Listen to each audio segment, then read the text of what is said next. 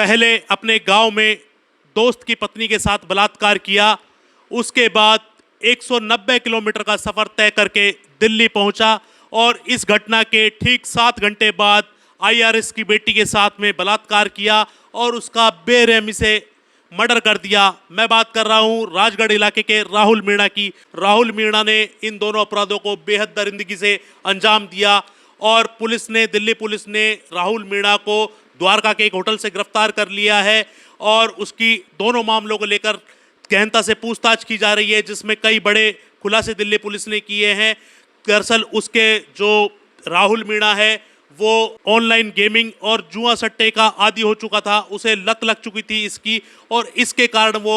लाखों रुपए कर्ज में था और इस कर्ज को चुकाने के लिए उसने इस वारदात को अंजाम दिया। अब मैं बात करना चाह रहा हूँ ऑनलाइन गेमिंग और सट्टे की, कि आप देखिए कि ऑनलाइन गेमिंग और सट्टे में ना जाने कितने ही युवा अपना भविष्य बर्बाद कर रहे हैं और कर्ज के नीचे डूब रहे हैं और इसके बाद इस तरह के अपराधों को अंजाम दे रहे हैं और बिल्कुल साइको किलर की तरह से वारदातों को अंजाम दे रहे हैं। राहुल मीणा के बारे में भी यह बताया जा रहा है कि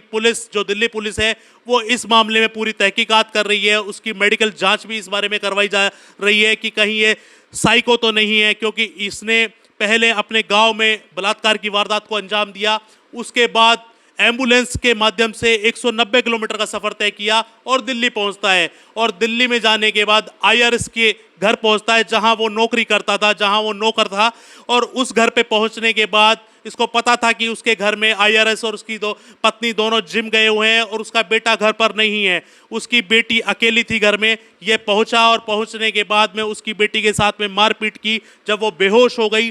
तो उसके साथ बलात्कार किया और फिर उसका जो मोबाइल चार्जिंग केबल होती है उससे बेरहमी से गला दबाकर हत्या कर दी। लेकिन आप देखिए दरिंदगी की हद यहाँ तक ख़त्म नहीं हुई। उसके बाद राहुल जो है उसको ऊपर जो फर्स्ट फ्लोर पे वो स्टडी रूम में थी वहाँ से उसको घसीट कर नीचे लेकर आया और जो फिंगरप्रिंट के माध्यम से अलमारी के जो लॉक थे, लॉकर के जो लॉक थे, उनको खुलवाने का प्रयास किया। लेकिन तब तक शायद जो आईआरएस की बेटी थी उसकी मौत हो चुकी थी, इस कारण या उसके हाथों में ब्लड लगा हुआ था, तो जिसके कारण वो फिंगरप्रिंट काम नहीं किए और वो लॉक नहीं खुल सके जो लॉकर के थे। उसके बाद उसकी ओर से पेचकस के द्वारा वो लॉक तोड़े गए और वहाँ से लूटपाट, जेवर और नकदी लूटी गई। और जब उसने ये हत्या की वारदात को अंजाम दिया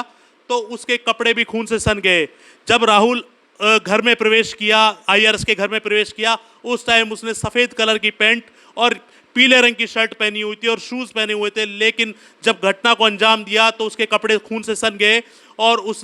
उसके बाद घटना के बाद में जो आईआरएस का बेटा था उसकी पैंट और उसकी स्लीपर पहन के और अपने जो खून के कपड़े थे उनको वहीं पटका और एक पिट्ठू बैग लिया जिसमें जो लूटी गई राशि और जो जेवर था उसको भरा और वहाँ से फरार हो गया।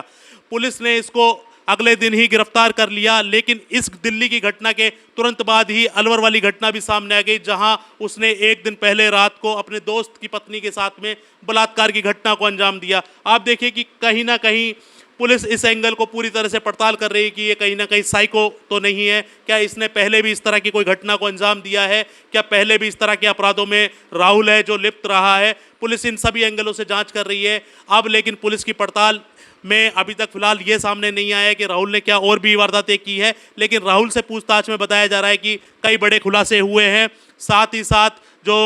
दिल्ली पुलिस है वो ये भी जो डॉक्टरों का पैनल है उससे भी ये राय मशवरा कर रही है और उसके माध्यम से भी ये जांच करा रही है कि राहुल साइको तो नहीं है, या साइको के कारण या नशे की लत के कारण या ऑनलाइन गेमिंग या सट्टे के कारण जो बर्बाद हुआ, जो पैसे का बर्बाद हुआ, उस कर्ज को चुकाने के लिए उसने इस तरह की वारदात को अंजाम दिया। ऐसे ही न जाने कितने। अब बड़ा सवाल ये भी है कि